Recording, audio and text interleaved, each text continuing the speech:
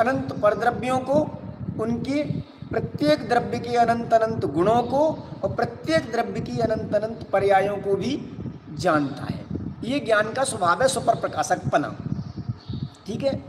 अब यद्यपि ज्ञान स्वभाव निरंतर मैं जानने वाला हूँ ऐसा सबको जानने में आ रहा है, तो वो कोई भी हो, ज्ञानी अज्ञानी मूर्ख, कितनी भी कसाय चक्कर में उलझा हुआ हो, भयंकर क्रोध आ रहा हो समझ लो किसी को, और मतलब वो बहुत जैसा नहीं कहना चाहिए वैसे शब्द निकाल रहा हो, समझे ना।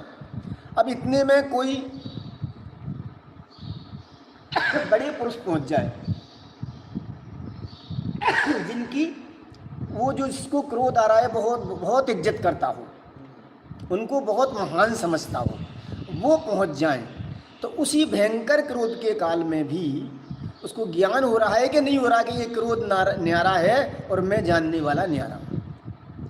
क्योंकि उनको देखते ही वो कहता है, उन्होंने पूछा अरे साहब क्या बात है, क्यों नाराज हो रहे हो इतने, तो उन्होंने कहा कुछ नहीं साहब, कुछ नहीं साहब, वो तो ऐसे ही चलता रहता है गृहस्थी का, आप तो बैठो थोड़ी देर शांति से बैठो, मेरा गुस्सा शांत हो जाएगा, फिर ज्ञान रह जाएगा मेरा, तब फिर अपन बात करेंगे। ऐसा होता है कि नहीं होता? बोलो।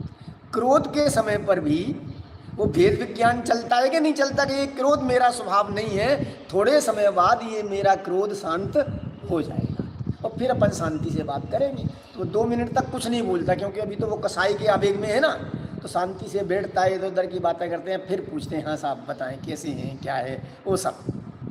तो इसका मतलब क्या हुआ कि भले ही वो कैसे ही कसाय रूप पाप भाव रूप में प्रवर्तन करता हो, उस समय भी उसका ज्ञान स्वभाव छूटता नहीं है।